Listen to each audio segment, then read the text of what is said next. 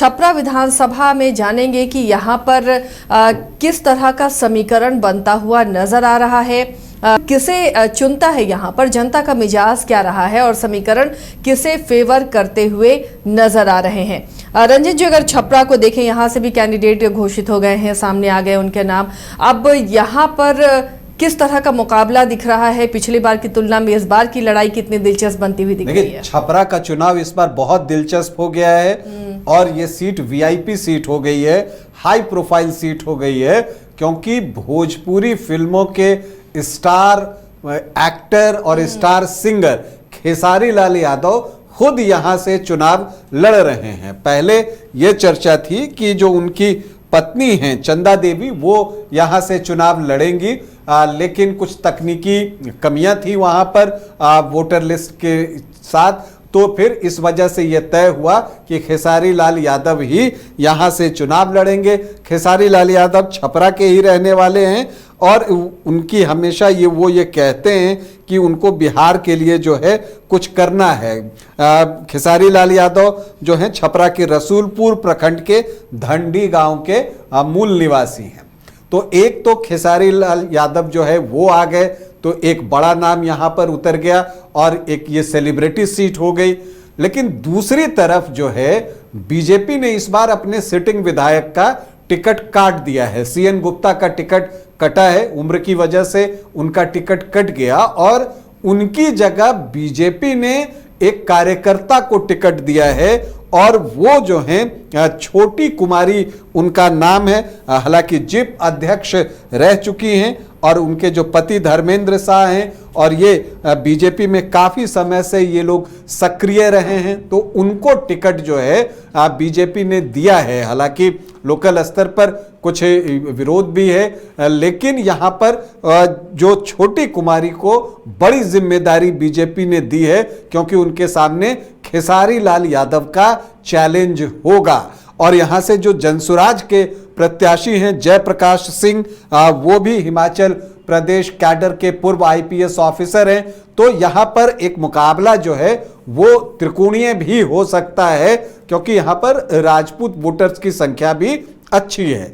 लेकिन यहाँ पर अगर जयप्रकाश सिंह बेहतर करते हैं तो यहाँ पर छोटी कुमारी को नुकसान उठाना पड़ सकता है। अगर आप देखिएगा तो 1967 से राजपूत या यादव ही यहां से चुनाव जीतते रहे थे, लेकिन जो 2008-9 में परिसीमन हुआ है उसके बाद जो है वैश्य वोटर्स की संख्या यहां पर ठीक ठाक जो है वो बढ़ गई है और इस वजह से आप देखते हैं कि यहां पर वैश्य कैंडिडेट चुनाव जीत रहे हैं। और सीएन गुप्ता जो है 2020 में भी जीते, फिर 2015 में भी वो चुनाव यहां से जीतने में सफल रहे थे। तो अब ऐसे में जो मुकाबला है वो छोटी कुमारी और खेसारी लाल यादव के बीच में है। एक तरफ स्टार हैं, दूसरे तरफ बिल्कुल साधारण कार्यकर्ता हैं। अब यहां पर अगर आप देखिए कि क्या कुछ हो सकता है, तो यहां पर आप देखते हैं कि जो 18 विधायक अब तक यहां चुने गए हैं उसमें कोई भी एक दल का डोमिनेंस आपको बहुत नहीं दिखेगा।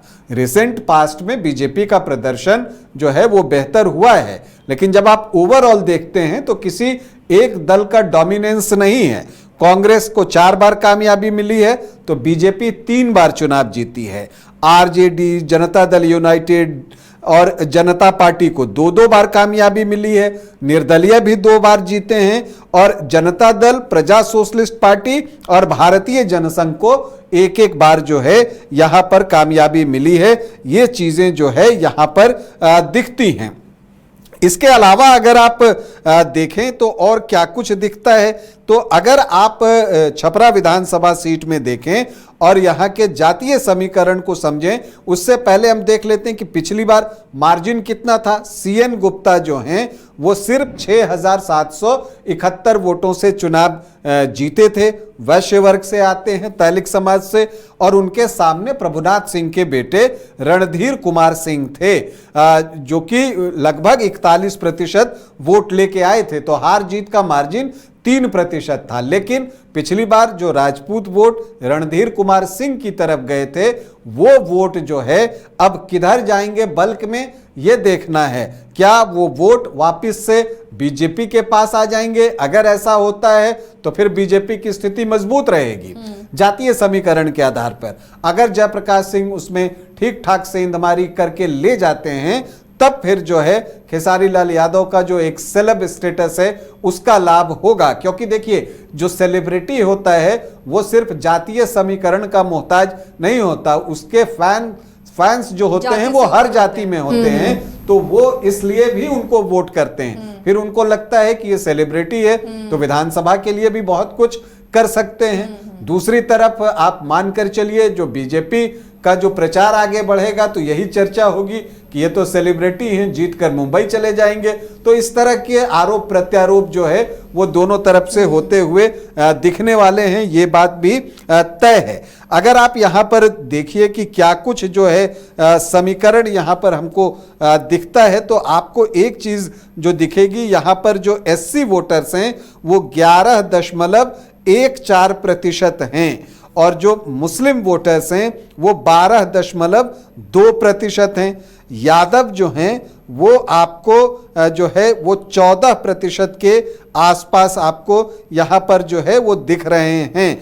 तो ऐसे में अगर आप MY की बात कीजिए तो आपको 14 और 12 मतलब 26-27% के आसपास MY का समीकरण जो है वो दिखता है। राजपूत यहाँ पर ठीक ठाक संख्या में हैं, वो लगभग जो है 16 से 18% के आसपास हैं। ब्राह्मण भी ठीक ठाक संख्या में हैं और जो लवकुश के वोट हैं कि 11 से 12% के आसपास आपको दिखेगा। वैश्य 15 से 16 और अदर OBC EBC जो हैं वो 10 से 11%। तो जो बीजेपी का बेस वोट है वो लगभग 44-45% के आसपास है। तो आरजेडी का जो बेस वोट है वो 38 से 40% के आसपास है। तो ऐसे में अगर आप जातीय समीकरण के अनुसार देखिए तो मुकाबला बहुत कांटे का दिखता है। लेकिन जनसुराज के प्रत्याशी यहाँ जो आप देखते हैं राजपूत वोटर्स हैं उसमें कितनी सेंधमारी करते हैं, और प्लस प्रशांत किशोर के नाम पर जो है और कितने वोट उनकी तरफ आते हैं, इस पर भी परिणाम बहुत कुछ निर्भर करेगा। लेकिन एक बात तय है कि छपरा में जनसुराज जितना बेटर करेगा बीजेपी को उतना नुकसान होगा, और फिर जो खेसारी लाल यादव की स्थिति उतनी मजबूत होगी। तो कुल मिलाकर आप देखें तो छपरा में जो है बहुत रोचक मुकाबला होगा, और अब तो बहुत इंटरेस्टिंग भी होगा क्योंकि खेसारी लाल यादव यहाँ से खुद चुनावी मैदान में हैं, सभाएं भी लगेंगी, और उसके बाद जो है देखना होगा कि एक तरफ सेलिब्रिटी दूसरी तरफ एक कार्यकर्ता, फैसला क्या होता है ये भी देखना होगा कि कितने बागी रह जाते हैं मैदान में। अगर कोई बागी रह जाता है तो वो कितना नुकसान किसको कर रहा है, उस पर भी बहुत कुछ जो है वो निर्भर करेगा छपरा विधानसभा में। तो छपरा में एक बार फिर से रोचक और रोमांचक मुकाबला। तो ये छपरा का मुकाबला था और वाकई दिलचस्प मुकाबला है, क्योंकि भोजपुर के स्टार इस बार चुनावी मैदान में हैं और देखना है मुकाबला कितना दिलचस्प होगा, कौन बाजी मारता है। तो फिलहाल आज के लिए इतना ही, लेकिन बिहार विधानसभा चुनाव से जुड़ी हुई हर खबरों के लिए आप देखते रहिए न्यूज़ बाइस्कोप। हमें दीजिए इजाजत, नमस्कार।